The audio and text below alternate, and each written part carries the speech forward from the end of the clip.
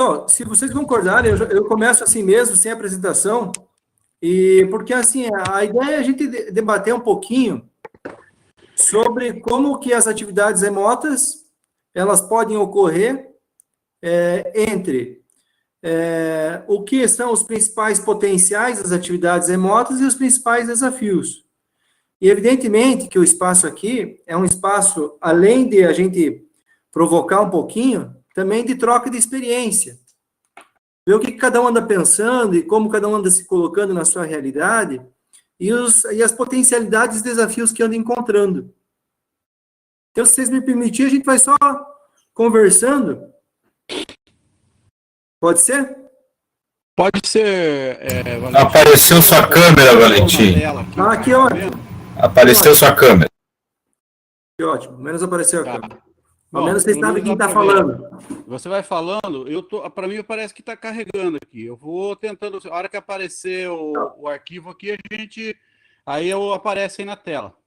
Mas eu acho que você pode começar. Eu vou pegar de volta, Cristiano, uma dessa aqui, já que apareceu minha câmera, quem sabe eu consiga pegar a apresentação de volta. Tá.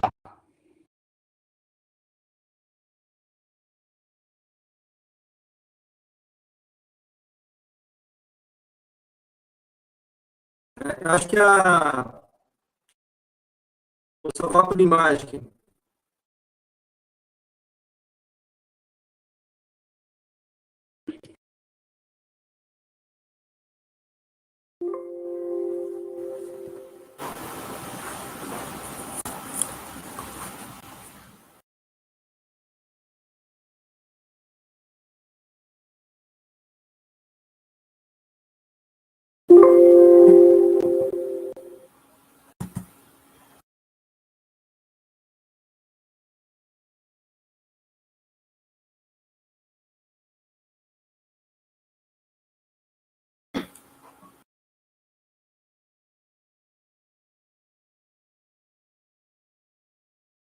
Apareceu, hein?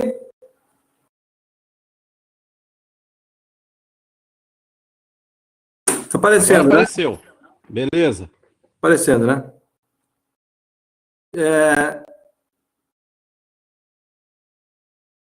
Vamos ver conforme vai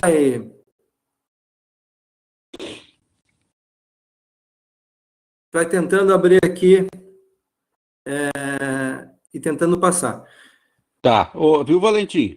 Então, antes de você começar, só reforçando, para os alunos, os professores aí, colegas aí que estão participando, eu estou moderando aqui pelo RNP, aonde aparece o ícone chat público, as pessoas podem colocar perguntas. Ao longo da apresentação, não precisa terminar de esperar. Se surgir uma questão que durante a fala apareça, eles podem ir colocando ali. Aí eu vou cuidando dessas perguntas para depois te passar. O Emerson pode fazer a mesma coisa pelo chat ali do YouTube. Beleza, então? Uhum. Então tá, beleza, Valentim, pode ir.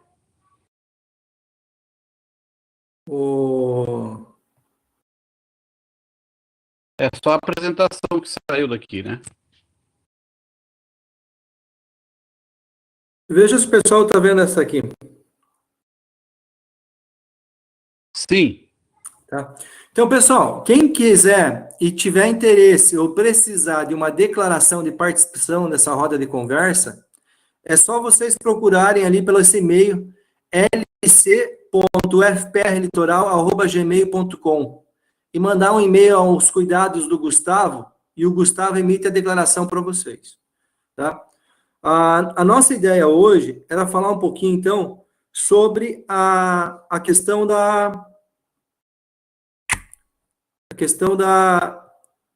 dos principais desafios e os principais potenciais que nós temos em relação às atividades remotas. Então, assim, para a gente começar um pouquinho, essa demanda, ela surge, evidentemente que a partir desse caráter emergencial da pandemia, em função da suspensão das atividades. Eu estou aqui até tentando tirar já a apresentação, porque eu acho que vai ficar mais complicado ainda, né? E o que eu acho interessante?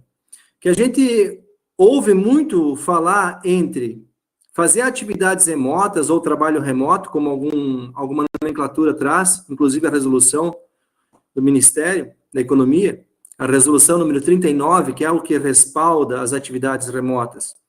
E o que nós percebemos? Que entre educação à distância e atividades remotas ou trabalho remoto, há uma grande diferença. E nós precisamos minimamente começar a compreender isso. E também precisamos compreender os movimentos que tem por trás desses procedimentos, desses processos que vem tentando tanto estimular quanto implementar tanto a educação à distância quanto o acesso remoto.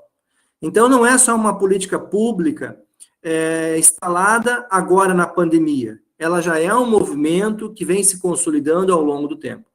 Se nós pegar os processos educacionais de formação, por exemplo, no ensino superior, as legislações, elas permitiam 20% de educação à distância dentro de um curso presencial, desde que constado no projeto político-pedagógico e aprovado nas instâncias.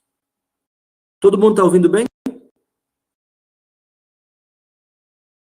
Só alguém dá um... Sim, tá bom o som. A partir de 2019, finalzinho de 2019, o que houve? O que aconteceu? Houve uma nova resolução permitindo 40% de educação à distância dentro dos cursos presenciais. Então, vejam, essas normatizações, resoluções, se a gente pegar o histórico feito pelas políticas públicas desde 2016, junto com o BID, junto com o BNDES, junto com o Banco Mundial, e a gente procurar as políticas públicas que eles pensam para o Brasil, a gente também vai identificar nesses movimentos e nessas instituições um estímulo à educação à distância e às atividades remotas. Então, o que está se configurando agora? O que está se configurando agora é esse respaldo em termos de normativas, que está cheio, essas instituições que vieram consolidando esse movimento, e nós frente a uma pandemia. Evidentemente que a universidade tem que ter um posicionamento em relação à atividade, ao currículo. No nosso caso, então, para elucidar o que significa uma educação à distância, por exemplo. Uma educação à distância é uma modalidade educacional, né? E ela tem legislação própria, a Lei 9.057 de 2017, que regulamenta a modalidade de educação à distância. Então, ou seja, os cursos presenciais como o nosso, e outros cursos presenciais, como todo do Brasil, desde a educação básica, educação fundamental, qualquer nível educacional que tenha na sua proposta pedagógica uma modalidade presencial, ela só pode ofertar uma atividade em educação à distância se ela fazer uma reformulação curricular na sua proposta pedagógica e ser aprovada em todas as instâncias, inclusive. Então, no nosso caso, o que nós podemos propor frente a uma pandemia? Um trabalho remoto, ou como nós estamos chamando, atividades remotas. O trabalho remoto, esse que a gente pode propor, ele é regulamentado pela portaria número 39, de 2020, de 31 de março de 2020. É a portaria que institui a atividade remota, não como uma modalidade educacional, mas sim em caráter excepcional e temporário. Então, o que nós estamos falando aqui é basicamente disso, dessas atividades excepcionais e temporárias, enquanto uma atividade remota frente ao momento que nós estamos impedidos de estar fisicamente ou nos cursos presenciais. Então, essa é a ideia da nossa provocação aqui hoje. Eu vou pedir, já iniciamos então um pouquinho, falamos, tem mais gente tentando, vou pedir desculpa, nós tivemos um problema que nós não estamos conseguindo aqui fazer a transmissão de nenhum slide, e tivemos problema com o vídeo. Inclusive, eu caí várias vezes aqui da transmissão, provavelmente é um problema com a minha internet, com o meu computador, enfim, é alguma coisa que sempre funcionou e outro dia apresentou. Então, primeiramente, eu gostaria de agradecer aqui a presença de todo mundo. Eu estou no bate-papo aqui da plataforma do RNP. Se alguém tiver alguma pergunta e quiser deixar aqui já, a gente pode ir marcando quem tem uma questão para ser pautada, ou quiser fazer uma fala, vamos anotando. O Hermes está lá acompanhando pelo YouTube, então quem está acompanhando pelo YouTube pode ir por lá também. E eu no Facebook, eu não sei se a gente conseguiu transmitir, Emerson, mas eu não estou acompanhando no Facebook. Na verdade, eu só estou acompanhando aqui. Então, veja bem, então, o que nós estamos entendendo por trabalho remoto? Essas atividades educacionais que precisam ser feitas em caráter excepcional. Evidentemente que não tem como a gente falar em atividades remotas somente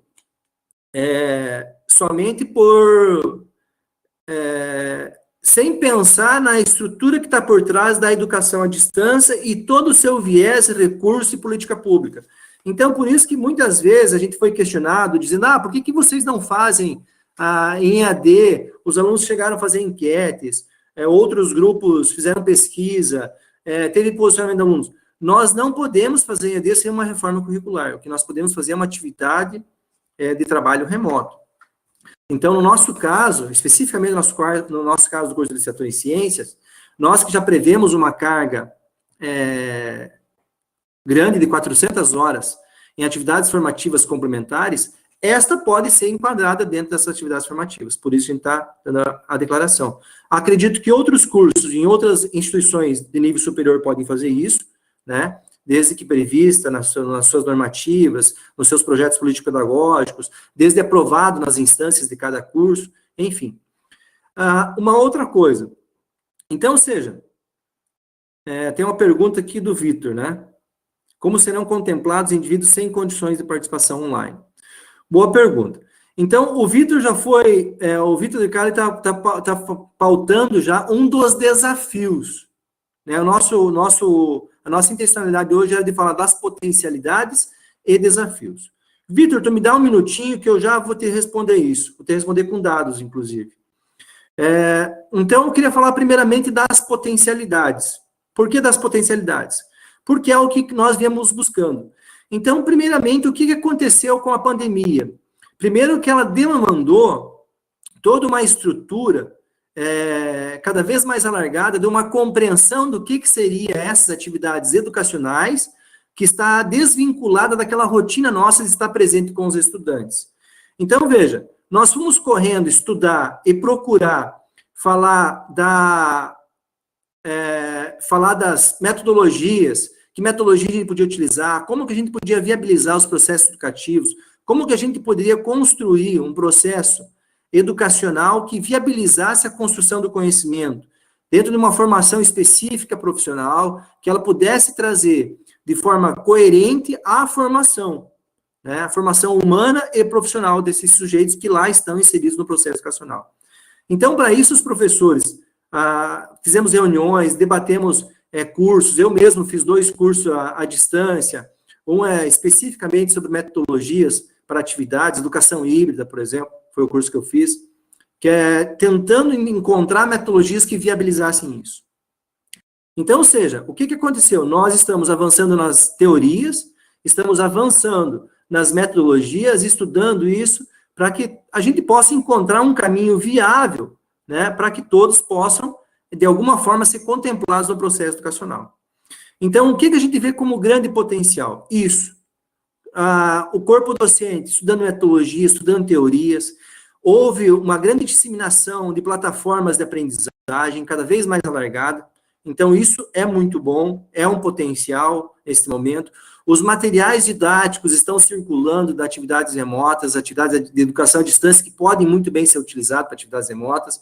Então, nós estamos vendo aí uma série de materiais didáticos, plataformas de aprendizagem, ferramentas educacionais digitais de toda a forma, com metodologias, gamificação, lúdicos, né, de perguntas e respostas, de competições, enfim, há uma série de plataformas digitais e metodologias que estão sendo desenvolvidas e que ampliam e possibilitam cada vez mais um conhecimento específico e potencializando a construção do conhecimento.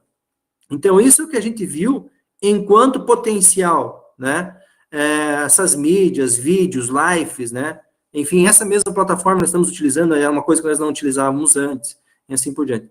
Então, muito recurso, muito material, muita teoria e muito fundamento e muita metodologia sendo estudado e sendo buscado pelos profissionais de educação e pelos interessados nesses processos de educação. Então, esse é o grande potencial que eu coloco, né, no nosso bate-papo aqui e daqui a pouco para outras pessoas se colocarem também. Os desafios que eu levantei primeiramente, o que a gente percebeu? Primeiramente, os desafios é a reestruturação social, individual de cada sujeito. Nós temos cada um a sua realidade, cada um tinha a sua rotina, cada um tinha a sua estrutura, né?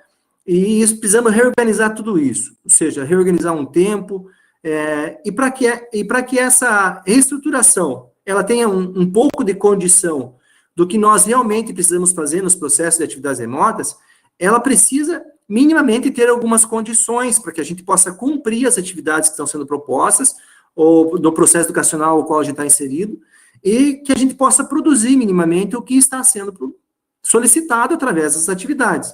Então, ou seja, nós precisamos de uma reorganização, precisamos fazer uma reorganização social e de conduta que permitam que a gente acesse ambientes virtuais e que, ao mesmo tempo, a gente possa ter espaço e tempo para desenvolver as atividades. Claro que, para isso, a gente precisa de toda uma estrutura social por trás disso, né? Nós precisamos que a nossa família, todo mundo esteja bem, que ninguém esteja contaminado pelo coronavírus, por exemplo, né, que não tenha nenhum caso, que a gente tenha condições de manter a nossa família, a gente, em situação de pandemia, de quarentena, para desenvolver as atividades. Quer dizer, então, há um desafio aí voltado para a estrutura social dos sujeitos, não somente para o domínio de recursos ou domínio de tecnologias, por exemplo, né? Então, esse é um dos desafios. Outro desafio que a gente vê claramente, né, para além dessas questões que envolvem a condição social e financeira de todas as pessoas envolvidas no processo, está relacionado com a utilização dos recursos. Quais são os recursos que são utilizados e como que esses recursos eles são disponibilizados para o processo educacional. Então, eu fui buscar alguns dados, eu encontrei uma pesquisa, e eu vou utilizar essa, e evidentemente que poderia ser outra pesquisa, né, que fala também da formação do corpo docente, ou seja, nós não estamos formados para atuar em educação à distância ou desenvolver atividades remotas. A maioria do corpo docente não está formado para isso. Nós não temos habilitações para isso. Eu mesmo nunca havia feito um curso de educação à distância. Eu tinha lido poucos materiais de educação à distância, tinha lido poucas resoluções a respeito, né? Então, essas resoluções que eu estudei em função de estar na coordenação do curso em algum momento e ter que trabalhar com a formulação do curso, por exemplo, e atender às normativas. Quer dizer, então, não é um hábito de quem está atuando numa modalidade educacional presencial buscar informações sobre a modalidade de educação à distância, por exemplo. Então, é um desafio à formação docente também. E o desafio maior de todos, eu acho, sim, que é a questão dos recursos tecnológicos. Por exemplo, tem uma pesquisa, quero compartilhar um dado com vocês sobre uma pesquisa, é uma pesquisa publicada pelo CETIC.br, ele é o Centro Regional de Estudos para o Desenvolvimento da Sociedade de Informação. Ele tem a missão de monitorar a adoção de tecnologias da informação e comunicação no Brasil. Foi criado em 2005, e ele está ligado ao Comitê Gestor de Internet no Brasil. Então, ou seja, essa pesquisa, o título da pesquisa, ela está publicada no site da CETIC.br. Ela está publicada da seguinte forma: 3 em cada 4 brasileiros já utilizam a internet. Né? Então, ou seja, de 3 a 4 brasileiros se utiliza a internet.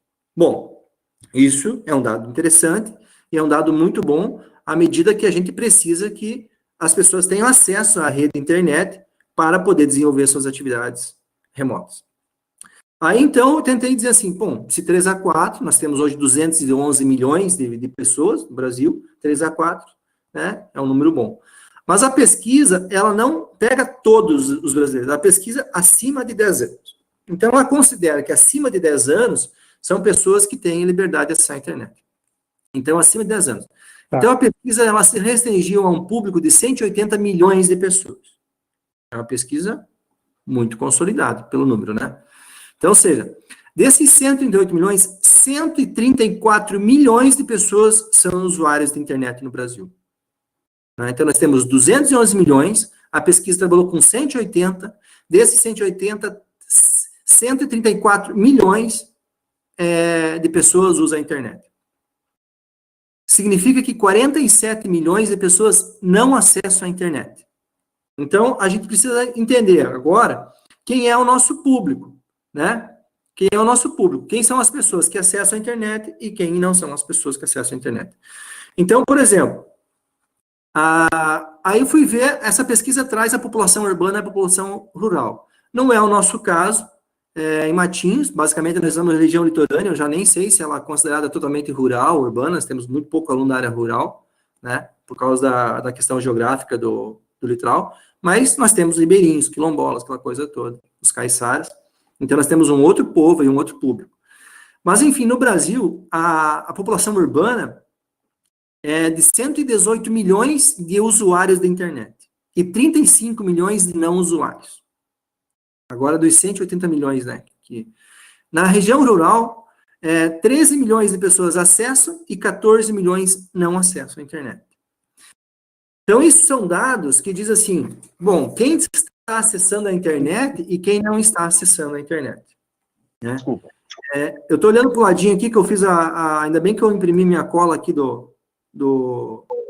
eu ia conversar com vocês e acabou não passando, né? Estou olhando aqui para os dados, para os números. Então, vejam bem, aí o que me interessou? Veja, nós estamos num curso de licenciatura, que é a realidade da UFPR Litoral, do curso que nós estamos aqui hoje promovendo. Existem outras, existe um outro público que tem uma outra demanda aí, e tem um outro público. Se nós pegar a maioria dos professores de escola pública, por exemplo, ou a maioria das escolas públicas, ou pegar a maioria dos cursos de formação superior no Brasil, e nós fizermos um rastreamento da classe social que frequenta esses cursos, nós vamos chegar numa classe social, e essa classe social vai dizer quem são essas pessoas, e dizer que essas pessoas acessam mais ou menos a internet e por quanto tempo. Então, veja, eu fiz esse trabalho. Eu peguei e fui buscar na internet esses dados, nessa pesquisa, sobre a classe social.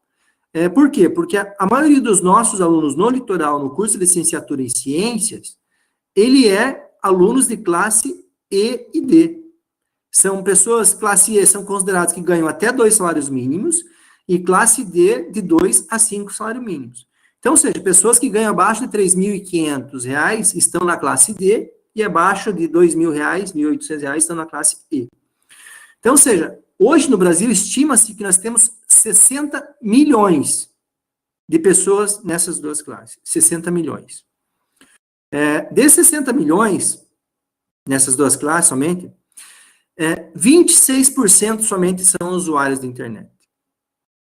Então, tipo assim, se nós temos 100 alunos no curso, nós temos que perguntar no nosso curso qual é o aluno que está acima dessa classe social de R$ 3.500 por mês, para dizer que esse aluno, nessa renda, acima disso, ele está fora desse dado que eu estou apresentando. Porque abaixo disso, dos 60 milhões, são 27 milhões, 26 milhões de não usuários. O que significa isso? Significa que, desses que usam a internet, desses 60 milhões, 34 milhões que usam a internet dessa classe social, a gente também, a pesquisa traz dados sobre qual é o meio, ou qual é o recurso utilizado por eles para fazer o seu acesso à internet. E a pesquisa traz um dado interessante, 85% dos dos usuários da internet, acessam a internet pelo celular. Ou seja, o acesso é basicamente pelo celular. 85% exclusivamente pelo celular. Não acessa outro aplicativo, nem computador. 85% de 60 milhões de pessoas. Okay? Um outro dado interessante. Somente 2% acessa a internet pelo computador. 2%. De 60 milhões, 2%. Um outro dado interessante. 13% tem acesso tanto ao computador quanto ao celular. E 29% acessam apenas a internet se ela for uma rede Wi-Fi. Normalmente vinculada a algum sistema gratuito ainda. Ou seja, eles não acessam pelo sistema de dados móveis. E se a gente ir mais a fundo nessa pesquisa, a gente vai ver que 95% acessa a internet para fazer trocas de mensagem.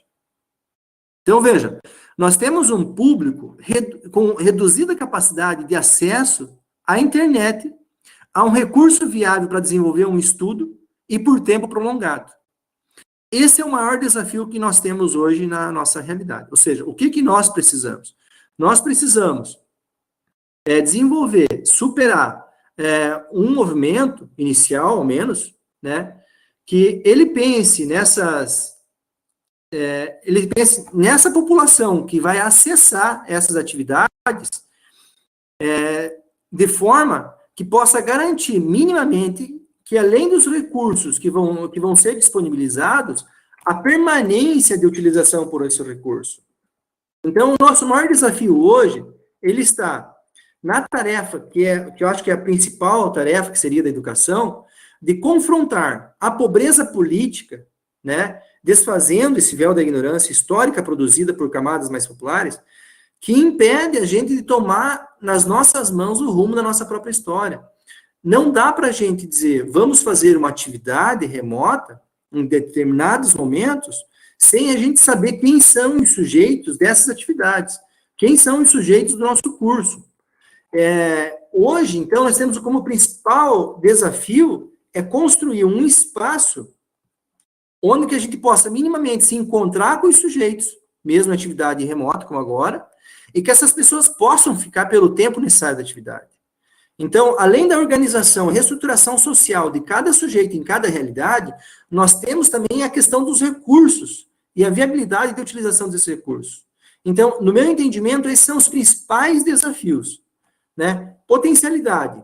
Então, grande quantidade de recursos sendo utilizados, a grande quantidade de metodologias sendo desenvolvidas, de materiais didáticos sendo desenvolvidos, enfim, uma parafernália de estrutura para os processos educativos que eles ocorram realmente.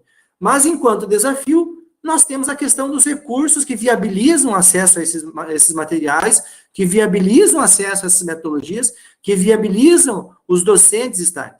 E tem uma outra coisa, quando a gente pensa em substituir completamente a atividade educacional presencial como espaço de interação na escola, por atividades remotas ou educação à distância. Que é assim, a escola ela é uma micro-representação social. A escola ela é um espaço de interação social. E é um espaço de manifestação cidadã, onde a gente aprende a conviver com a diversidade de pessoas, com a diversidade de ideias, onde a gente aprende a entrar em conflito ideológico, conflito teórico, conflito cultural, conflito de entendimento de vida. Enfim, é na escola que a gente aprende a fazer o exercício da cidadania. Então, quando a gente substitui a convivência da escola por uma convivência mediatizada, pelo recurso tecnológico, restrito, um sujeito, né, como eu aqui agora, fechado num quarto. Quer dizer, então, que tipo de interação está acontecendo? Então, nós precisamos pensar muito bem se nós vamos promover, né, atividades remotas, ela está sendo promovida de caráter emergencial e excepcionalmente em função de uma portaria que nos atende numa pandemia. Fora disso, nós podemos muito bem ter as várias modalidades educacionais, não sou contra nenhuma delas. O que eu sou a favor de qualquer uma que seja, é que a escola, além de ela ser democrática, ela precisa ser uma sociedade democrática. Então, o que nós precisamos é de uma sociedade democrática. E uma sociedade democrática só é democrática se nós tivermos acesso aos recursos que ela dispõe para construir conhecimento. Então, que todos possam ter. Então, eu queria colocar mais ou menos isso como principal desafio, e principal potencialidade, e eu acho que agora a gente abre aí para perguntas, as pessoas falarem, ver quem está aí, eu acho que estou vendo que tem pessoas de outras realidades, além do litoral, de outros cursos, enfim, me coloco agora num espaço aberto, e vou dar uma olhadinha aqui no bate-papo aqui, se alguém quiser fazer pergunta pelo bate-papo, a gente pode ir respondendo, se alguém quiser se colocar, fazer uma fala.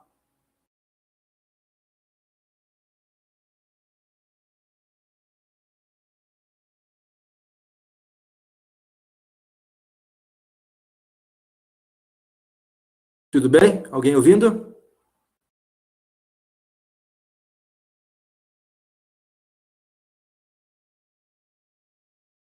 Valentim, eu não sei se você chegou a ver minha pergunta, eu fiz meio que duas perguntas ali no bate-papo, se você puder falar alguma coisa sobre. Estou aqui, atividade de ensino de cursos de educação superior.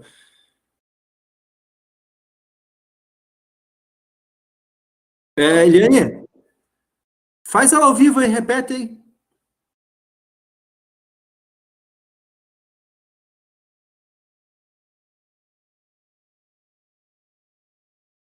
Eu estou vendo aqui que a pergunta da Eliane está relacionada a como que seria. Vou ler aqui pela... Posso falar? Pode falar, faz favor.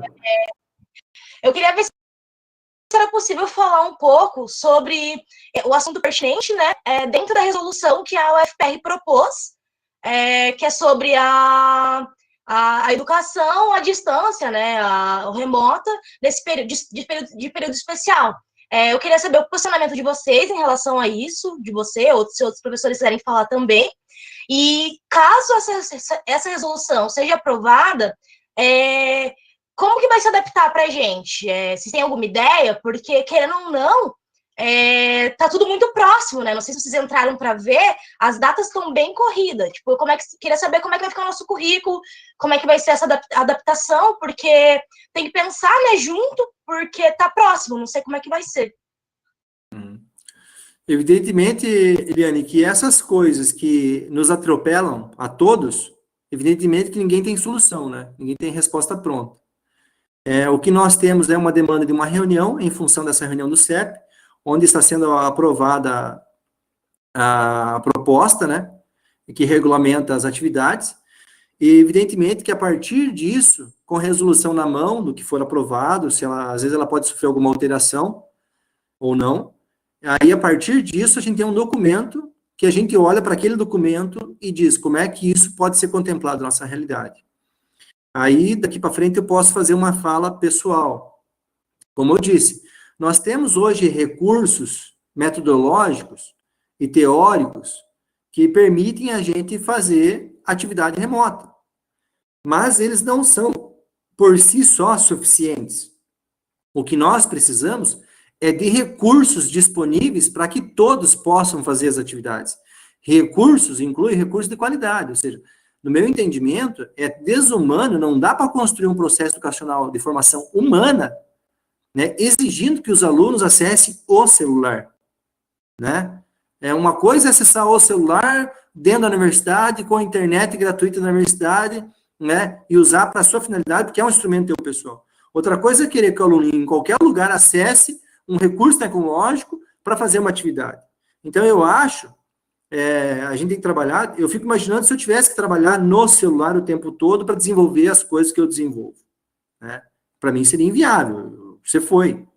Agora, o que eu acho que é viável? O que eu acho que é viável é nós pensar, se vai ter uma atividade, uma proposta remota, e que os alunos precisam ser contemplados, ou serem realmente exercer essa atividade, quais são os recursos que estão sendo disponibilizados, né? Eu sei dizer assim, se não fosse buscar a formação de 2 cursos aí para compreender um pouquinho essas metodologias, eu não teria nem entendimento teórico de como fazer.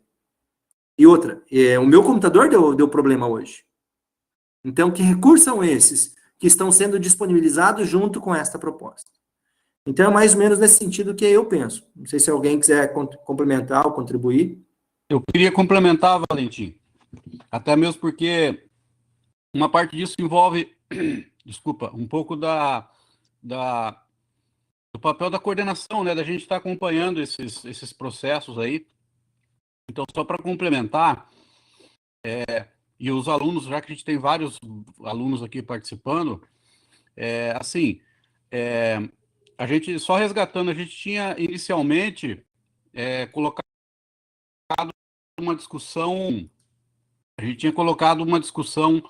entre os docentes aqui do nosso curso sobre essas atividades remotas, né? E depois de acho que discussões lá em 2, 3 reuniões, a gente chegou à conclusão que não é viável. A gente fez aquele levantamento com os alunos, uma pesquisa relativamente simples, né, que o Emerson, né, fez lá pelo Google Form, mas ela é um recorte bem pequeno, mas mostra bem essa realidade que você mostrou, que você comentou na sua apresentação, né? Então, o que acontece? A universidade, depois de toda essa discussão, a gente resolveu que a gente não vai fazer. Se a gente tivesse um aluno que não pudesse participar, a gente não ia fazer, né? Um aluno numa turma, né? Obviamente, se a gente conseguisse, teoricamente, fechar uma turma lá em algumas das turmas que nós temos, obviamente a gente poderia até dar continuidade. Mas assim, o fato é bem esse mesmo que que essa tua pesquisa mostrou aí, né? Agora está compartilhado aí que a gente está vendo, né? Mas posteriormente a universidade criou a possibilidade de trabalhos remotos, como é que eu posso dizer, como se fosse um calendário paralelo, né, a esses calendários em que, para aqueles alunos que quisessem participar, a gente faria, né? A gente chegou a também discutir isso, aí gera outra questão, porque daí o trabalho também ficaria duplicado para o docente, porque a gente teria que dar conta dos alunos que aceitassem fazer remotamente, e depois a gente ainda teria que fazer a atividade presencial a hora que voltasse às aulas normalmente, né? Então, só para esclarecer os alunos. E uma coisa que eu acho que para os alunos tem que ficar muito claro, assim, a gente tá levando muito em consideração a situação deles, né? Eu só relatando, assim, uma conversa nossa mesmo para que eles, inclusive alguns alunos escutaram muito essas conversas nossas nas reuniões de câmara, né? Que a gente deixa em aberto. A gente não vai tomar nenhum tipo de atitude em que a gente tenha exclusão de aluno, né? Então, se tiver algum aluno preocupado com as atividades remotas e atividades remotas de que a coisa vai vir de uma forma forçada e tal, no que depender de nós, docentes, a gente não vai aceitar, a gente vai trabalhar dentro das possibilidades dos alunos, né? Então, só para complementar isso. Então, só para fechar, esse calendário paralelo aí, aliás, esse calendário paralelo que faria com outras turmas, a gente não chegou nem a discutir, né? Dentro da situação que a gente está, né? Quer dizer, e de situações também que a gente colocou, de ter um trabalho duplicado, né? Então é isso. Só um parênteses, eu estou fazendo agora, já estou entrando na última fase da atividade daquele curso de educação híbrida. Eu acho que é um curso muito interessante, aprendi muito, que acho que é o curso que o Valentim comentou. É bom para quebrar alguns preconceitos, porque a gente tradicionalmente tem um preconceito de que a educação à distância, qualquer tipo de educação em que não envolva o aluno presencialmente, a gente cria um preconceito de que é uma forma só de se diminuir custo, baratear e etc. Mas, assim, esses cursos que a universidade promove, pelo menos esse que eu estou participando, né, são cursos em que trabalha justamente as potencialidades que a utilização das tecnologias nos permitem, né? E isso independente de pandemia ou não. Então, acho que é muito interessante, né? Inclusive, a gente, para se discutir o nosso PPC, a gente, obviamente, pode levar em consideração parte do curso nessa situação e também levar em consideração, obviamente, a condição de acesso dos alunos. Mas era só para fechar, então, essa parte aí do que foi perguntado, né, sobre essa situação das atividades remotas, né? Eu tinha esquecido que vai sair um edital também de pacotes de acessos para alunos e de computadores. São 3.000 pacotes de acesso e 1.500 computadores. Não sei de onde tiraram esses números, não sei se esses números vão dar conta de tudo que os alunos precisam. Se esses pacotes de acesso são pacotes de acesso, por exemplo, de operadores de celular, porque se o aluno assistir um vídeo de YouTube, vai acabar o pacote num único vídeo, né? Então, tem que ficar muito claro o que vai ser feito, né? Mas à medida que isso for aparecendo, a gente vai divulgando também para os professores e para os alunos. Aí eu retorno a tua fala aí, Valentim. Cristiano, eu vou responder aqui, o Hermes compartilhou a pergunta do Vili, lá do YouTube. Ele pergunta, professor, cite exemplos de recurso, por gentileza. Bom, recurso, Vili, pode ser tanto a metodologia quanto um instrumento, né? Então, ou seja, nós temos metodologias para educação à distância ou para atividades remotas, tipo educação híbrida, e nós temos recursos, que teriam que ser computador e acesso à internet. Então, ou seja, existem muitas plataformas hoje que possibilitam desde abordagens específicas de conteúdo até outras metodologias mais avançadas, lúdicas, por exemplo, gamificação, né? Existem hoje aplicativos, a gente já usou alguns, tipo o Google Sala de Aula, o Matching Matter, são recursos que a gente pode utilizar para desenvolver uma atividade específica de um conteúdo específico. Mas assim, Vili, o que nós sabemos? Que não existe nenhum conteúdo hoje que um professor possa reproduzir em sala de aula que não existe disponível na internet. Então, isso já estava dado. Então, a grande questão é qual é o papel do professor. E daí, eu acho que, junto com essa fala, Vili, tem outras questões aqui na sequência, que a professora Camila, o pessoal da educação lá de Colombo, de Campo Largo, a professora Camila pergunta, considerando uma educação democrática, nesse momento, quais seriam os possíveis caminhos para não se distanciar do processo educativo? Bom, primeiramente, esse é um dos maiores desafios. Primeiro que a educação democrática, ela precisa ser democrática não enquanto objetivo a ser alcançado, mas ela tem que ser democrática enquanto princípio, entende? Ela tem que ser a estrada que a gente anda. Não é democracia quando você almeja a democracia. Se você almeja alcançar a democracia, é porque ela não existe e ela não está instalada. Então, o que é um processo democrático, primeiramente, né? Então, para que a educação seja democrática, primeiramente parte do princípio que todos temos as mesmas condições de pensamentos. Não dá para dizer que é um processo democrático quando já parte da diferenciação que alguns não podem e outros podem. Entende? Daí a gente tem que ver por que eles não podem. Então, o princípio democrático é esse, todos podem. Se todos podem, eles podem em que condições que todos podem? Então, nós temos que ver se as condições são iguais. Claro que se eu começo a mexer nas condições, tipo, enquanto alguns têm acesso à internet e computadores de última geração, outros não têm nem pacote de dados, como o Cristiano falou. Então, isso não é uma escola democrática. E o que nós podemos fazer? Eu acho que tudo que puder ser feito para que possa manter um vínculo entre os processos educacionais, professores e alunos, e o processo de formação, eu acho que ele é viável. E eu acho que a gente só vai superar desafios à medida que a gente se colocar no processo. Então, por exemplo, esse nosso encontro, com todas as dificuldades que nós temos, né, e desafios, ele é um processo. Claro que ele é um processo que pode ser aperfeiçoado. Como é que os processos são aperfeiçoados? À medida que eles se instalam, que eles avançam, que superam desafios, dificuldades, assim por diante. Tempo claro. Eu vou para... aqui era do nosso... O Luiz Everson colocou ali, né? O Luiz Everson, eu acho que Neuciane. Isso. A Neuciane perguntou o que a gente acha do cancelamento desse ano, tendo em vista que muitos não têm acesso. Olha, primeiramente, eu acho assim, que cancelar o ano é um desafio. Não cabe, no meu pensamento aqui, dizer cancela ou não cancela. No meu pensamento, cabe em que condições a gente volta, né? E quando a gente volta. Então, quando a gente voltar, aí a gente tem que avaliar as condições para definir se elas permitem que você possa ainda desenvolver um trabalho, se for de recuperação, reposição, de prolongamento, suspensão das férias, isso.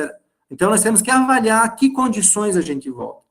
Decidir agora, previamente, pelo cancelamento do ano, primeiro que eu acho que se fosse, teria que ser inicialmente do semestre, principalmente o nosso curso, que é semestral. Claro que para os cursos anuais tem que pensar em ano. O nosso curso seria por período, né? Então, nós teríamos que pensar o cancelamento do primeiro semestre. Agora, qual é o custo disso? Eu sou muito tendencioso a não ser favorável ao cancelamento de um ano ou de um semestre. Por quê? Porque eu imagino as pessoas que têm a necessidade do diploma para fazer a sua dignidade social acontecer realmente, né? Pessoas que precisam de um diploma para conseguir um melhor trabalho, conseguir uma melhor renda, assim por diante. Então, se a gente cancelar um ano, cancelar o semestre, significa jogar um ano para frente dessas pessoas. Qual o impacto emocional nessas pessoas por mais um ano na universidade, quando achavam que ia ser um ano antes? Qual o impacto de mais 6 meses? Como a gente viu, nosso curso, principalmente de licenciatura, é curso da classe D e E. São gente que, quando acessa a internet, acessa por pouco tempo, e acessa com recursos para trocar mensagens, essas coisas, que não tem problema nenhum com isso, isso é um dado. Né? Agora, querer que acesse para elaborar um texto, para ver um documento, para ver um vídeo de 2 horas, 3 horas, para depois elaborar uma síntese, né, já é um outro desafio. Então, essas pessoas, elas não têm a condição agora, vão ter ali na frente?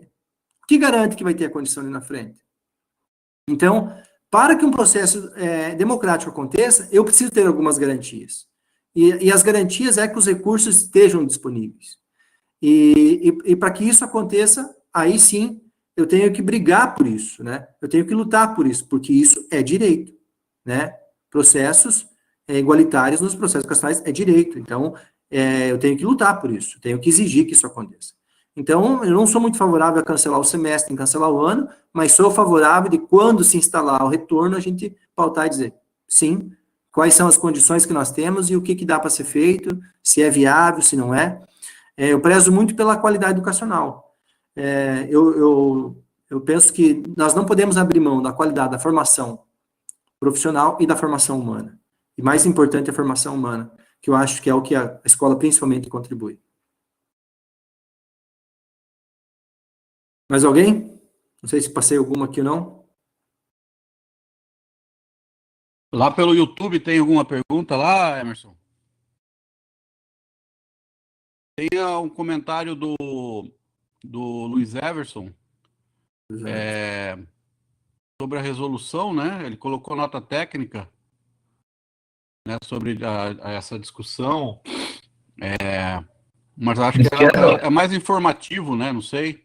Eu só disponibilizei o que o Valentim tinha colocado para a gente como um texto de base para nos guiar nessa discussão no dia de hoje. Eu só coloquei ali para que os estudantes também possam ter acesso a esse material. Tá, eu vou aproveitar então, já que a gente está vendo aqui, eu vou colocar uma pergunta para o Valentim aí para a gente enriquecer nosso debate aí. Assim, ó, Valentim, eu comentei, né, de um conceito que a gente tem, a gente não, né? Pelo menos, vou dizer que eu tinha, em relação à educação à distância, né? Primeiro tem que ficar muito claro, né, que você falou também, do que é educação à distância, do que é educação híbrida, do que é atividade remota e etc. Né? Você vê como um risco do ponto de vista governamental de tentar facilitar,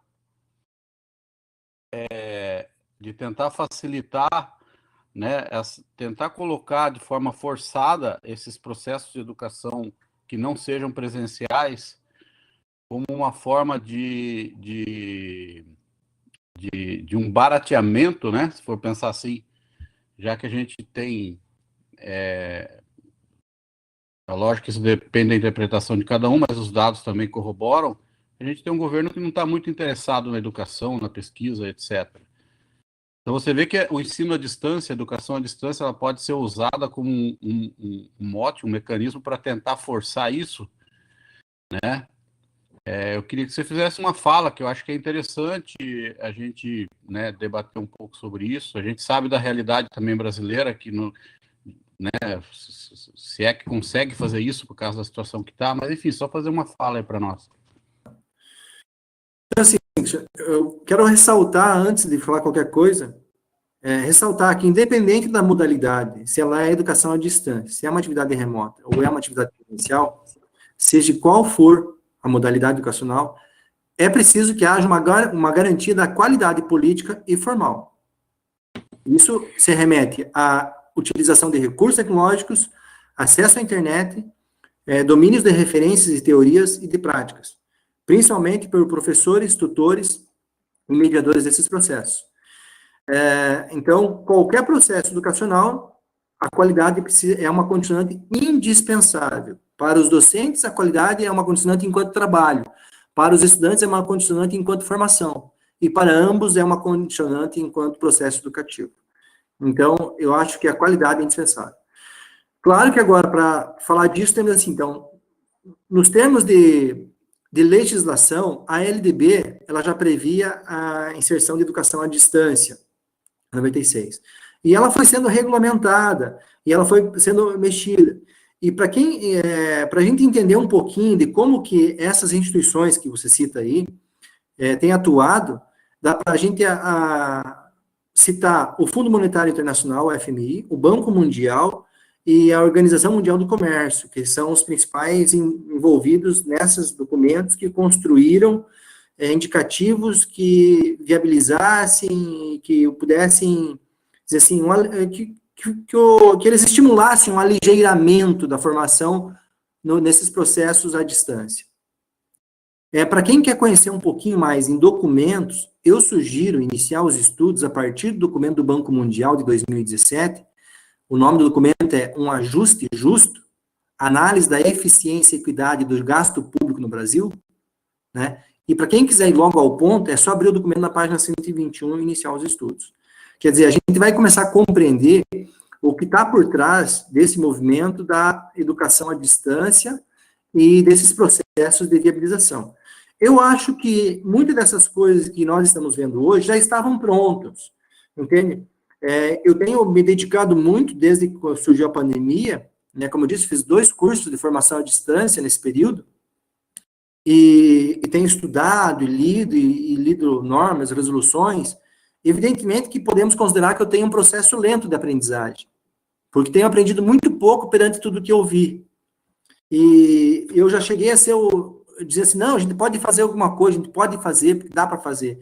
Quando eu pensava somente nas metodologias, porque existe muita metodologia, muito material, muito recurso, muita plataforma, muita coisa existe bacana, muito bacana.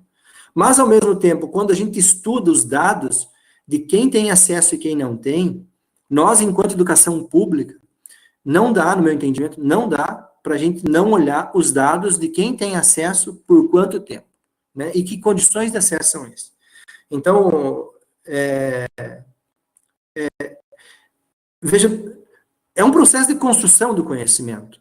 E a gente não pode confundir instruir com educar. Vou dar um exemplo. Eu tenho pensado muito na questão, por esse processo mesmo, qual é a diferença entre processos de educação e processos de conhecimento, né? Quando pensamos nas empresas hoje, multibilionárias, do nosso tempo, percebemos que elas dominam a rede de dados, dos nossos dados. Hoje, as grandes empresas, as pessoas mais ricas do mundo, as empresas mais ricas do mundo, elas acumulam dados nossos, das nossas redes, das nossas informações. E o que elas fazem com isso? Elas propagam mais informações. A gente tem aí uma CPI da fake news no STF. A gente viu nas eleições o que isso pode acontecer, quer dizer, informações falsas ou verdadeiras. Eu nem estou caindo no mérito se aquelas informações eram falsas ou verdadeiras. Eu quero dizer que a propagação de informações, elas manipulam a forma como que a gente pensa. E manipular a consciência alheia, ao longo da história, sempre foi, e ainda é, o produto mais sofisticado para se chegar e se manter o poder. Então, ou seja, não tem nada de mais importante para quem está no poder do que informações. Então, veja, a informação, ela é um status, ela é um objeto de manipulação da consciência alheia para almejar mais riqueza e mais poder. Claro que o conhecimento é o contrário disso, né? Então, para mim, informação é uma coisa e conhecimento é completamente outra. O conhecimento por si só não significa que você não se posiciona a favor ou contra alguma coisa. Significa que você é flexível perante as contradições. Então, com o conhecimento, a gente é possível transcender as contradições. Então, quando a gente olha os dados dessa pesquisa que eu acabei de compartilhar no bate-papo ali da CETIC, e a gente olha que 99% dos usuários da internet, eles acessam a internet pelo celular. Quer dizer, a gente tem que se perguntar quanto tempo o sujeito pode ficar na internet se fosse numa atividade. E daí tu vai dizer assim, tem que ficar no celular? Eu diria não, jamais diria que alguém ficaria. Mas os dados dizem o seguinte, 99% que acessa a internet, acesso pelo celular. 92% acesso para enviar mensagens instantâneas de algum mecanismo, de algum aplicativo. 76% usa para redes sociais. 73% para divulgação de coisas relacionadas a voz, gravação de voz, de áudio ou de vídeo. 59% busca informações, sobretudo sobre produtos e serviços. Ou seja, 59% consome alguma coisa ou vende alguma coisa pela internet. 47% busca assuntos relacionados à saúde. Somente 41% afirmam utilizar a rede para atividades escolares. 41% dos que acessam a internet. Desses 41%, somente 12% realizam cursos à distância. 40% afirma que acessa para estudar por conta própria. Então, ou seja, nós temos uma dificuldade de quando pensamos que essas empresas promovem o uso da internet, da rede, desses aplicativos e cursos para promover construção do conhecimento. Nós temos que perguntar quem é que acessa, quem é que vai ter condições de acessar e permanecer por determinado tempo para construir conhecimento, né? Você está fazendo curso lá, eu teve um dia que eu fiquei 12 horas na frente do computador, naquela de produção de vídeo, para produzir o vídeo, para atender a minha formação, para dominar minimamente alguns aplicativos. Quer dizer, quem são as pessoas que acessam e por quanto tempo elas têm essa disponibilidade de acessar? Então, qual é o risco de a gente achar que aumentar a viabilidade, agora qualquer pode acessar de qualquer lugar, pode ser que aumente a dificuldade das pessoas de classe baixa acessar os processos educacionais. Porque nós temos um grande número de pessoas da classe social mais baixa com dificuldade de acessar a internet e permanecer, inclusive com qualidade. Sei sim. Mas eu vejo sim, Cristiano, um movimento muito forte por trás. Acho que existe. Nós temos aqui, Bruno Manson, tem que levar em consideração que cada estudante tem suas potencialidades e dificuldades de aprendizagem, o que teria que pensar se os recursos disponíveis contemplam isso no caso das atividades remotas. Então, Bruno, aquilo que nós já falamos, eu acho que enquanto metodologias, teorias, elas são suficientes, ela tem uma infinidade de capacidade, de teorias, de metodologias que podem ser utilizadas para atender os diferentes públicos, os diferentes modos de pensar, de construir o conhecimento. Mas temos que pensar se todas as pessoas têm acesso a esses recursos. Então, eu acho que o nosso desafio maior é isso. Eu não acho o recurso tecnológico importante, mas à medida que ele priva você de acessar a construção do conhecimento, ele se torna primordial, né? Então, eu jamais vou dizer que o computador é importante na construção do conhecimento. Mais importante que ter o computador é saber pensar. Mas se o processo educacional exige um saber pensar e ele promove uma interação, eu acho sim que precisa do recurso. Então, nós temos esse desafio inicial.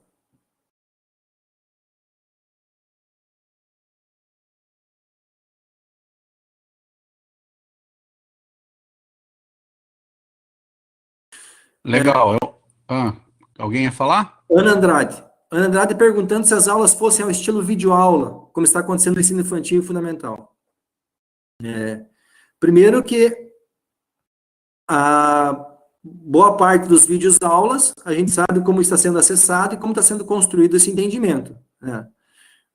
Há um desafio aí, de novo, com o tempo de acesso, permanência para atividade, recurso e contexto e estrutura social de cada sujeito, né? Quando há uma criança acessando a internet, tem que ficar alguém tutoriando do lado o tempo todo, né? Quando é um adulto, ele se autogesta no processo, né? Mas, em ambas situações, precisa ter esses recursos tecnológicos disponíveis. Stefano Cristina, essa medida emergencial é um ataque curto, médio e longo prazo para a educação, estudantes e professores. A aprovação terá consequências mais profundas do que garantir que a galera não fique sem fazer nada? Eu acho, Stephanie, que o objetivo é manter uma relação educacional entre professores, entre estudantes, entre sociedade. Ela precisa estar constituindo uma rede educativa. A nossa rede estava vinculada, principalmente, com a nossa ida a uma estrutura educacional, a uma escola, a um prédio, né? Era isso que a gente entendia de educação. A gente estar indo em algum lugar para fazer o processo educativo.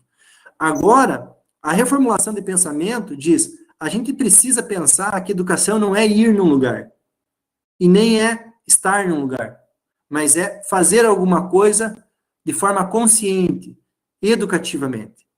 Então, é mais um estado de ser do que um estado de ir e estar. Então, eu acho que essa é a grande mudança da educação que nós estamos enfrentando.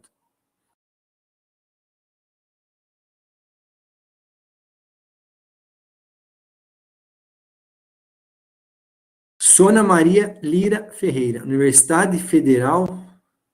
Da onde, Sônia? Pelo YouTube? Acho que é Campina Grande, né? O UFCG.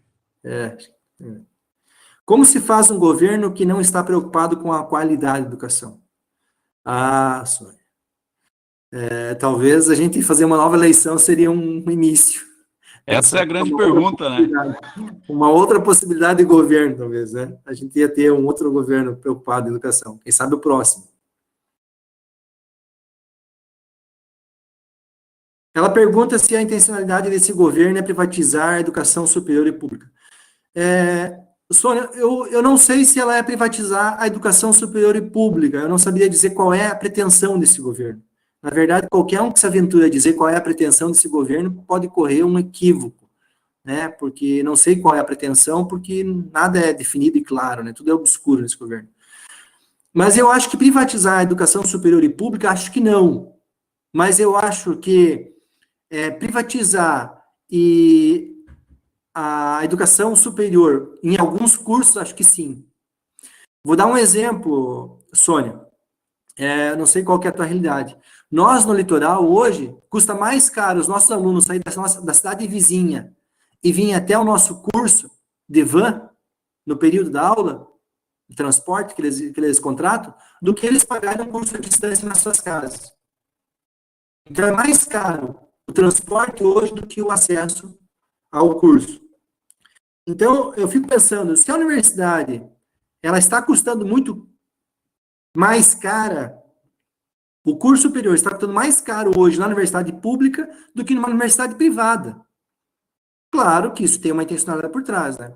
Claro que a gente não está viabilizando transporte público para estudante, claro que a gente não está viabilizando condições deles permanecerem nos processos educativos, né? Diminuiu drasticamente o número de bolsa, quer dizer, então existe uma série de políticas públicas aí que deveriam ser implementadas para manter essa educação superior com qualidade, né? Educação pública de qualidade, que não estão sendo efetivadas.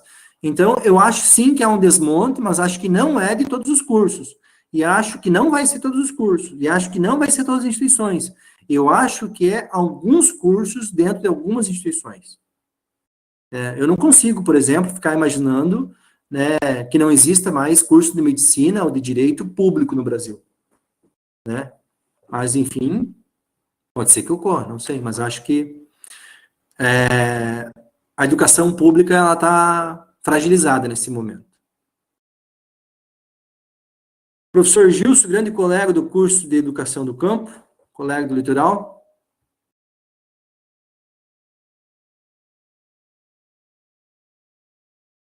É possível construir valores e realizar uma formação humana pela EAD? Quais são os valores que podem ser formulados e ressignificados pela EAD, Educação à Distância, quando pensamos num processo de educação comprometida com a sociedade democrática? Grande Gilson, né? Então, Gilson, eu acredito que é possível, né? Quando você tira do teu pensamento as coisas impossíveis, o que sobra são as coisas improváveis. E dentro das coisas improváveis, a gente pode dizer o que é provável e o que é improvável. Então, a gente se restringir a um pensamento dizendo assim, tá, não é possível, não. É possível construir valores, é possível fazer formação humana, é possível fazer formação profissional de qualidade. Porque daí, se a gente dissesse que não é possível, a gente teria que dizer esta modalidade de educação não é viável em nenhum momento. Porque não constrói valores, não constrói formação, não constrói, né, processos humanos. Então, eu acredito que é possível, sim. Né? Não estou dizendo que ela tem que substituir todos os outros processos. Eu estou dizendo que, enquanto modalidade educacional, em algumas realidades, talvez ela seja um único instrumento possível, né, de construir alguma coisa. Então, eu não sou contra a EAD, né? O que eu sou contra é você estar tendo uma modalidade educacional sendo atacada e fragilizada nesse momento, né? Então, como princípio educativo, todas as modalidades são viáveis, como princípio. Do contrário, se a gente pensar que algum princípio educativo não pode ser atendido dentro de uma modalidade, é porque a modalidade não é viável. Então, todos os princípios educativos devem ser atendidos independente da modalidade, seja ela presencial, semipresencial ou educação à distância.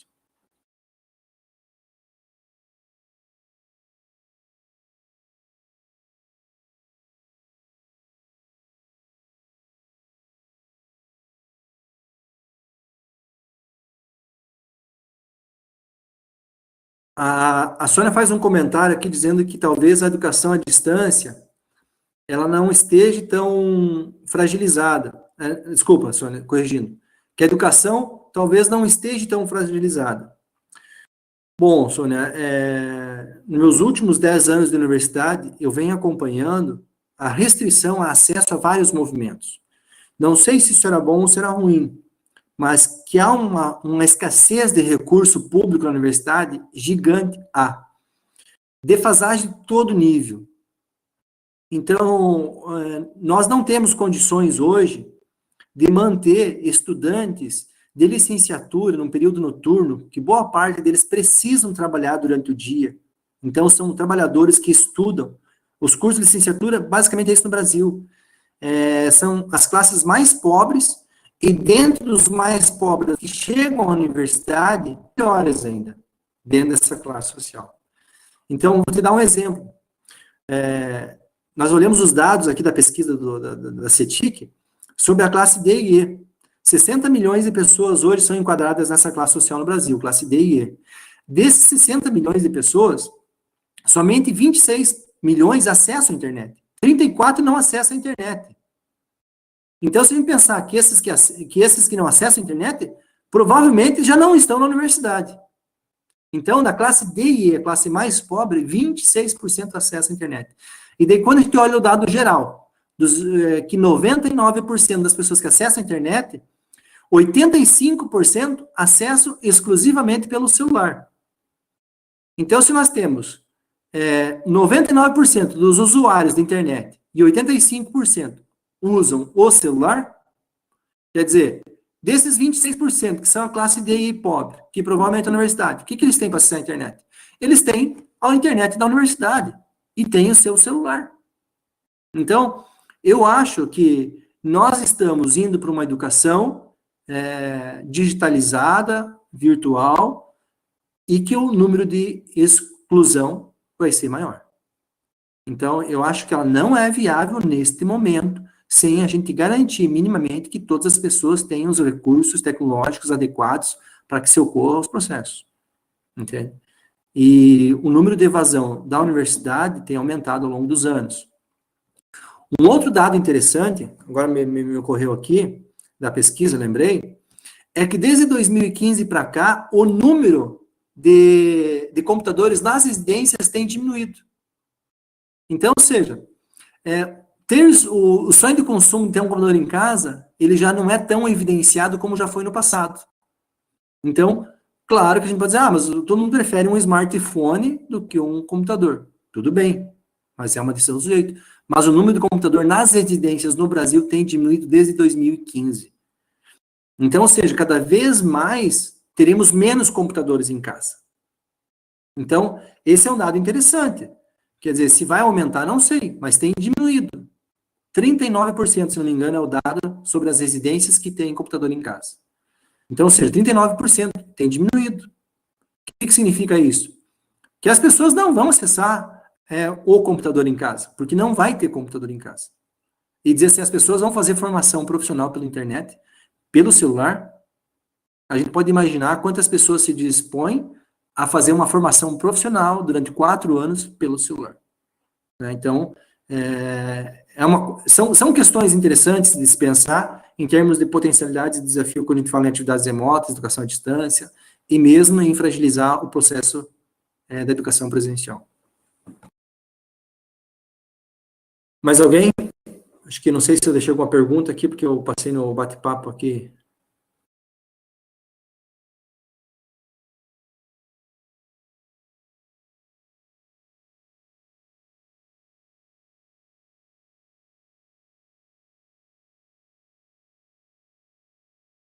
Eu percebi que tá tendo muito resgate do que tem o princípio do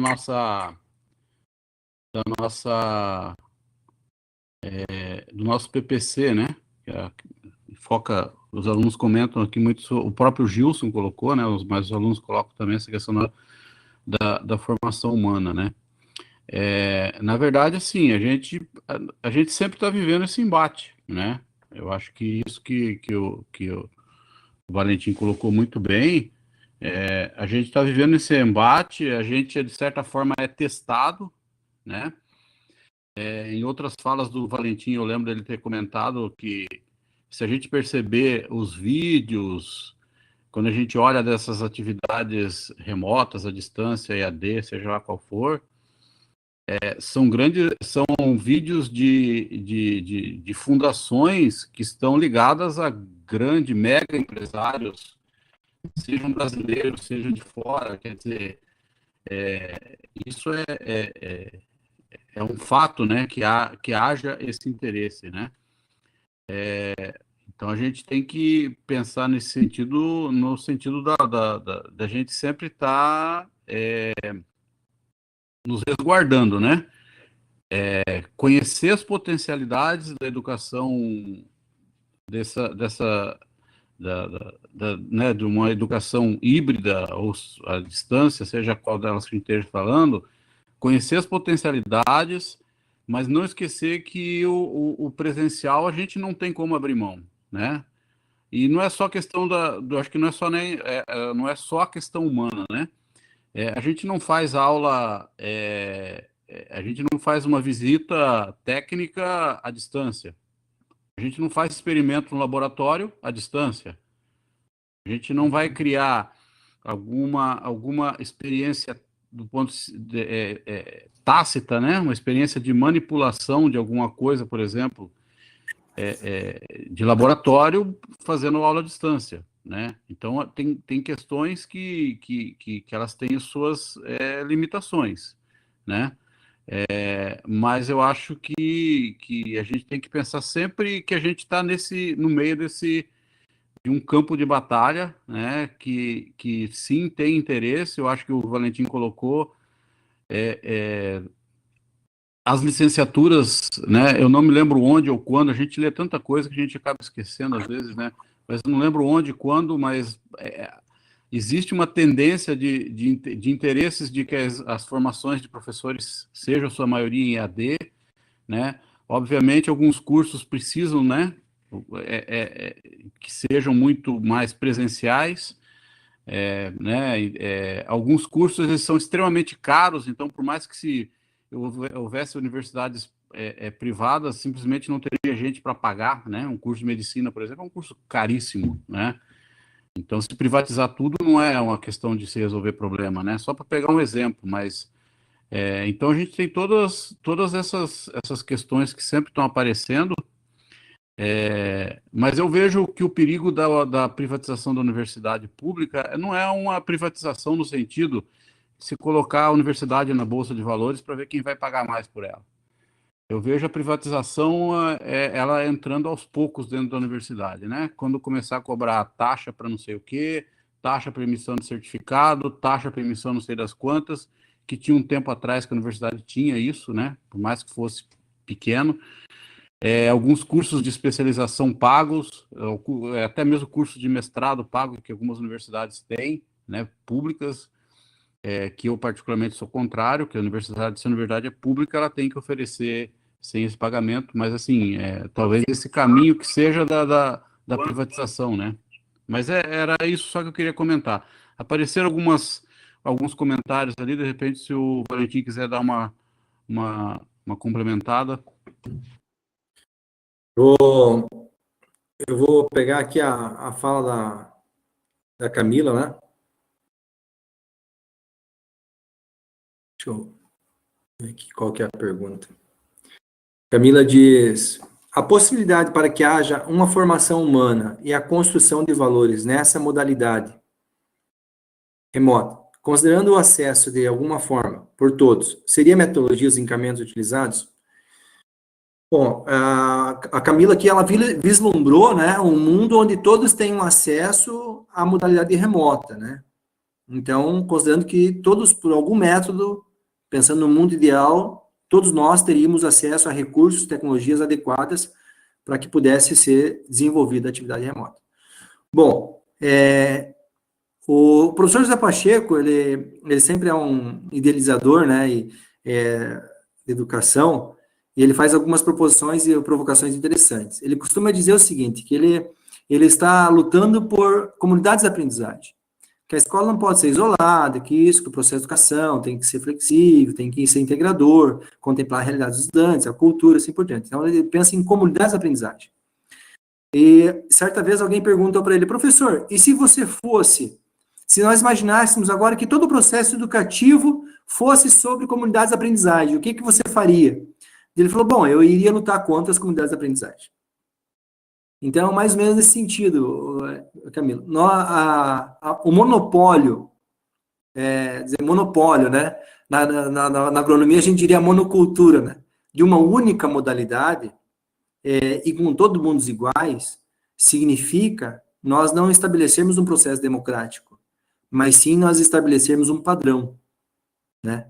Então, eu acho que tem que ter várias modalidades, mas todas elas devem ter o princípio educativo, que é a garantia, né, dos recursos, como você menciona.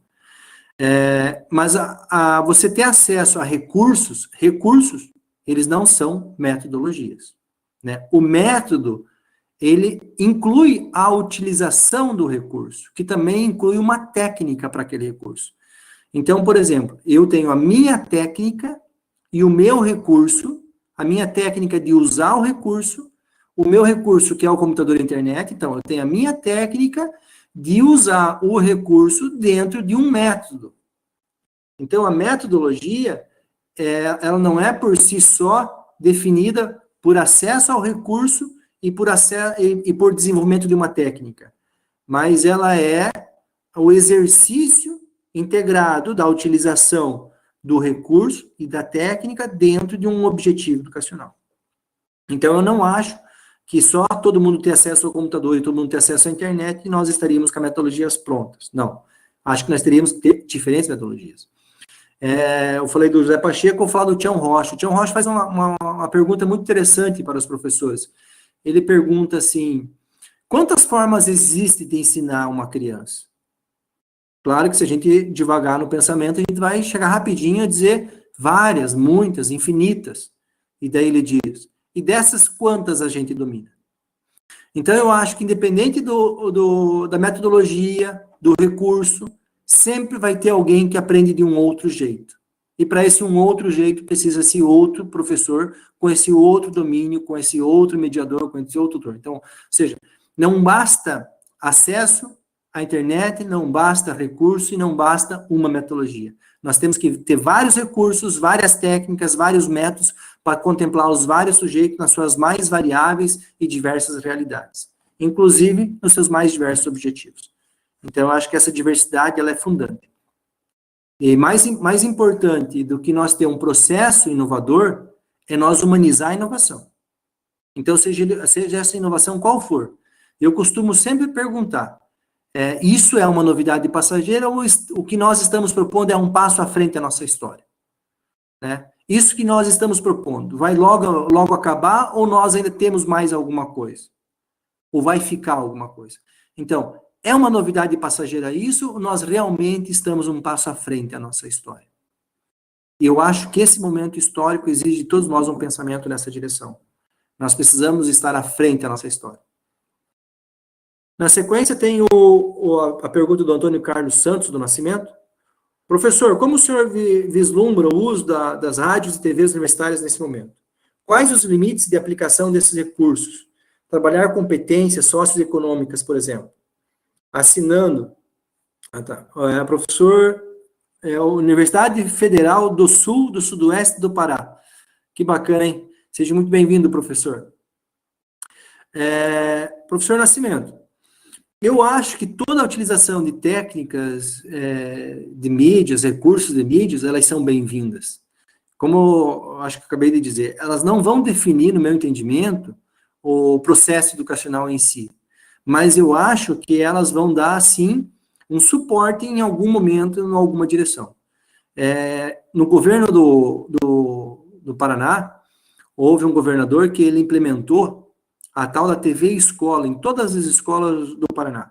Muitas escolas, a TV nunca saiu da gaveta. Outras escolas, mal utilizadas. Eu era professor na rede estadual quando essas TVs foram implementadas no Paraná. Eu confesso que eu utilizei muitas vezes, né? Naquela época, o máximo que eu conseguia fazer era baixar algum vídeo com algum mecanismo químico, de alguma reação química, que já tinha alguma animação, que poderia reproduzir melhor do que eu tentaria fazer no quadro. Vocês imaginem eu desenhando no quadro, né? Então, eu utilizava esses vídeos curtos, né? Às vezes eram até ilustrações de livros ou de outras coisas, fotos, porque ela passava também, e a gente utilizava. Então, evidentemente que eu acho que tudo que nós tivermos e pudermos usar para um processo formativo, humano e profissional, deve ser usado. Eu não sou contra nada, eu acho que tudo tem um potencial e tudo tem os seus desafios. O que nós podemos é estar preparados que quando a gente chega frente a uma análise, a um estudo, a uma contradição, a gente ter o cuidado para transcender essas contradições. Principalmente quando ela chega pela análise e pelo estudo. Então, nós que estudamos, nós que analisamos, nós sempre estamos em contradição, por algum mecanismo, né? Se hoje a TV, o meu computador sempre funcionou, hoje no início ele não funcionou, né? E o que fazer? E hoje nós dependemos exclusivamente do computador, né? Então, nós temos esses desafios e eles sempre vão aparecer. O que eu acho, sim, acho que as rádios, elas precisam ser reinventadas. Nós temos os podcasts aí que estão muito fortes, muita gente usando, muita gente viabilizando a construção do conhecimento. Eu mesmo já utilizei aplicativos de escuta, né, de áudio, aqueles leitores de livro, né? Eu, às vezes, fico 1 hora, 2 horas ouvindo um livro, né? Eu confesso que a minha aprendizagem pela escuta ainda ela é lenta, né? Mas são mecanismos que a gente utiliza. E acho que tem que utilizar mesmo, o máximo que a gente puder.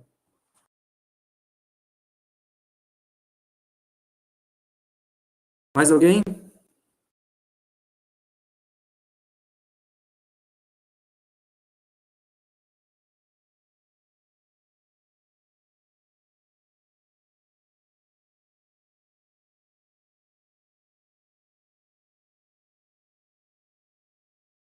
Bom, pessoal, estamos caminhando aqui para 9 e pouquinho, né?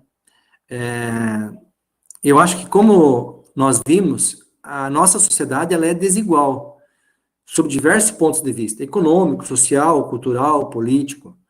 Essa diversidade sempre esteve presente na escola. E eu acho que é na escola que pretendemos a superar os conflitos, e que nós aprendemos a superar esses conflitos sociais e a conviver respeitosamente com a diversidade social. As atividades de estudo na escola pressupõem envolvimento cognitivo, afetivo, ético, moral, que vão muito além de equipamento ou de acesso à internet ou das condições de usufruir tais acessos, né, de tais documentos e assim por diante. Então, eu acho que acho que precisa ficar claro entre nós que há uma diferença entre instruir e educar, né, e que parece fundamental para evidenciar os limites das atividades não presenciais, pois também nos auxilia a compreender as relações entre os significados sociais do conhecimento e o sentido que o conhecimento adquire para cada pessoa. Então, eu costumo pensar assim, né, quando eu fico pensando, antigamente, os filósofos, como é que eles acessavam e construíam o conhecimento? Então, eu acho que naquele tempo, o conhecimento era um artifício cultural da classe hegemônica. Acho que era, acho que não é mais. Eu vejo o conhecimento hoje como uma necessidade, como um instrumento de trabalho. Ou seja, cada vez mais se exige que a gente tenha cada vez mais uma formação, cada vez mais específica, cada vez mais especializada, né, para que a gente atenda um mercado de trabalho. Então, é um desafio pensar como que a gente foi construir um processo educativo vinculado à questão do trabalho, né? Tem uma provocação interessante, acho que ela é do Schopenhauer, se não me engano, que ela é mais ou menos assim, vou tentar aqui recordar. Ele diz que processos, o que nós podíamos esperar quando a gente transformou os processos educacionais na forma de a gente sobreviver, de a gente ganhar dinheiro. Quer dizer, hoje ainda eu diria, né, transformamos no meio de sobrevivência da classe trabalhadora. Quer dizer, o que a gente esperava que ia acontecer? Quando a gente transformou o processo educacional de uma forma de a gente formar um sujeito para ele se inserir no mercado de trabalho e, através desse trabalho, ele ter a dignidade social dele ou o meio de sobrevivência dele. Quer dizer, o que a gente esperou que ia acontecer? Claro que existe uma resposta para isso, e claro que existe um pensamento por trás disso, e que a gente precisa minimamente pensar sobre. Quer dizer, a gente faz um processo educativo para formar um sujeito, para ele atuar no mercado de trabalho, para ele ter uma renda, para ele manter a vida dele, para ele sobreviver através daquilo. Isso é processo educacional. Quer dizer, a educação é para isso mesmo? Nós temos que nos perguntar. Nós temos que responder isso, né? Então, eu acho assim, que a pandemia evidenciou que realmente o nosso mundo é primeiramente sobre poder e dinheiro. E depois, mas muito depois, é sobre educação e vida, né? Nossos dados no Brasil dizem isso hoje. Então, eu acho que essa realidade, se ela não nos contempla, nós precisamos urgentemente mudar as nossas atitudes para que parar com estímulos de glamorização da ignorância. Nós temos muito processo de ignorância, muita gente se diverte com isso. Nós temos que parar com isso. Precisamos romper com isso. Nós temos que romper com os processos que constroem a ignorância. Entende? E é um desafio, porque está instalado na nossa cultura. E eu acho que a força central para que isso ocorra é a gente saber gestar a nossa autonomia, né? Independente da modalidade educacional. Se nós estamos numa atividade presencial, uma atividade à distância, nós temos que aprender a gestar a nossa autonomia. Normalmente ela é restrita, né? Roberto Freire fala que liberdade é o que a gente tem da porta do trabalho até a porta de casa, ou da porta de casa até a porta do trabalho. Ele diz isso é liberdade. Quer dizer, então a gente não tem mais liberdade em casa pela questão cultural, não tem mais liberdade no trabalho pelas questões das leis de trabalho e do que te pagam para fazer, quer dizer, então, como é que a gente gesta essa autonomia, né? Então, eu acho que os processos, independente se eles ocorrem via modalidade remota, educação, modalidade à distância, ou através do trabalho remoto, ou através do presencial, eu acho que nós temos que pensar numa escola que construa aprendizagem para a vida. De certa maneira, a gente só pode saber se isso está acontecendo se a gente dá conta de responder uma pergunta que eu ouvi o Carlos Rodrigues Brandão fazendo em 2014. Ele dizia o seguinte, qual é o principal conhecimento que a escola precisa viabilizar para que uma criança de 9 ou 10 anos construa naquele momento? Que tipo de conhecimento ela precisa aprender na escola? Eu acho que se a gente matar essa charada, a gente dá conta de fazer um processo humano, né? Qual é a principal forma de conhecimento? Qual é o tipo de conhecimento? Qual é o conhecimento que eu preciso agora, nesse nível educacional que eu estou agora? E para que esse conhecimento precisa me atender? No que ele precisa me atender? Né? Então, eu acho que essa é a grande pergunta. Que tipo de conhecimento cada um de nós precisa aprender no agora? Para quê? Para que esse conhecimento? Qual é esse conhecimento, esse instrumento do que na minha vida? Né? Então, é claro que para efetivar esse tipo de formação, uma formação voltada para a formação cidadã, para a formação humana, é preciso desenvolver estratégias metodológicas e habilidades de aprender com consciência crítica, que é um aspecto fundamental na capacidade coletiva de qualquer coletivo se organizar e exercer sua autonomia. Então, antes de qualquer ato, é preciso assegurar que as proposições que se traduzem para os excluídos, principalmente para os excluídos, elas tenham minimamente as condições, né, de garantir a oportunidade de igual teor para qualquer pessoa em qualquer nível educacional. Então, eu acho que dessa forma a gente pode reafirmar o papel fundamental da educação, que é voltada para a cidadania, a sua capacidade de formação e de transformação da nossa realidade social política. E acho que o maior potencial, assim como o maior desafio, independente da modalidade educacional que nós estamos, é superar o intelectualismo mercantil e formar pessoas posicionadas em defesa da vida. Eu acho que esse, sim, é o nosso grande desafio. Fazer formação humana, formação profissional, voltada para a defesa da vida.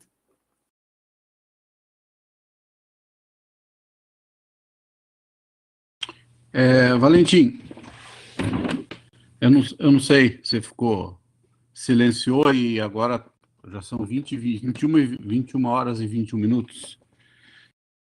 Eu não sei se alguém quer colocar mais alguma questão, como que tá da tua parte, Valentim, também? Acho que tá bom, né? Estamos 2 horas aí, né? Então, eu só queria reforçar o Gustavo, que é o nosso assessor, ele colocou, vou postar aqui novamente no chat público, aqueles alunos depois que quiserem solicitar, né, a declaração de participação. A gente tem acompanhado aqui, eu tenho acompanhado no webconferência e o Emerson no YouTube a participação dos alunos. Quer dizer, a gente fala dos alunos, né, mas na verdade, a participação de todos, né, e quem tem interesse de uma declaração da participação, né, como a gente disse para os alunos, pelo menos para o nosso curso, a gente iria considerar aí para as atividades formativas, né, e já avisar a todos que acompanhem lá pelo site da universidade, pelas conversas entre os grupos, que a gente pretende dar continuidade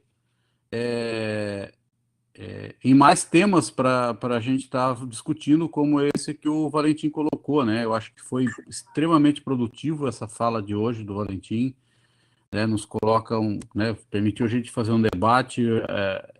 Eu acho que eu fiquei muito satisfeito com a participação dos alunos, né? Sejam aqueles que colocaram perguntas ou aqueles que só acompanharam, porque a gente tinha colocado as nossas reuniões, as participações de alunos eram poucas, né? As conversas com outros colegas, a gente viu que também a participação era pouca nos grupos de discussão, às vezes, etc. Eu acho que, de certa forma, deu um up aí, uma motivada, né? A semana que vem a gente está previsto, eu e o Emerson, mas a gente vai amadurecer um pouco ainda a temática, né? De repente a gente fazer uma fala eu e ele juntos, ou fazer separados, cada um dentro da sua temática, a gente faz uma semana, depois outra. E, obviamente, a gente vai dando continuidade nisso depois nas nossas reuniões de Câmara aí para a gente poder colocar, né? A gente colocar aí discussões futuras, né? A princípio, assim, dentro do que eu e o Emerson já temos aí, a gente já pode falar da questão da transversalidade da educação ambiental, provavelmente a gente vai colocar um tema, e possivelmente também formação de professores, né?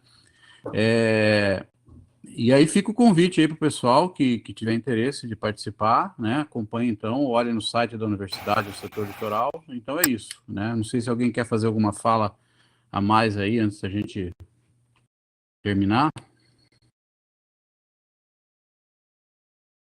Eu só vou agradecer o pessoal também que participou, o pessoal que enviou pergunta aí, acompanhou nós pelo Facebook, pelo YouTube, pela página. Dizer que sempre é um grande prazer a gente estar podendo refletir um pouquinho junto com vocês sobre os processos educativos. Enfim, nós estamos vivendo um momento de grande desafio, mas eu acho que ele é um momento também de possibilidades, né, de superação desses desafios, e o mundo que nós sonhamos é isso mesmo, ele precisa ser construído, não está dado, não está posto, e cabe a nós, em cada um, em sua realidade, se desafiar com os recursos que tem, com as técnicas que domina, com as metodologias que consegue implementar e construir um mundo melhor. Como o Freire falou, a educação só é uma alavanca transformadora enquanto sendo alavanca transformando a realidade.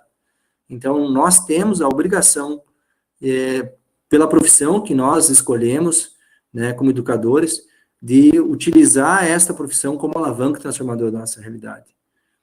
Então, eu acredito nisso. Eu acredito que sim, que é possível e que o impossível realmente não existe, né? Existem coisas improváveis e dentro das coisas improváveis existem as prováveis. Então, vamos pensar nas possibilidades o quanto antes, iniciar o mais rápido possível essa transformação social que ela, mais do que nunca, ela é urgente. Pessoal, acho que vamos finalizando, então, se alguém quiser fazer mais uma colocação. Eu já vou me despedindo aqui, boa noite a todos, muito obrigado.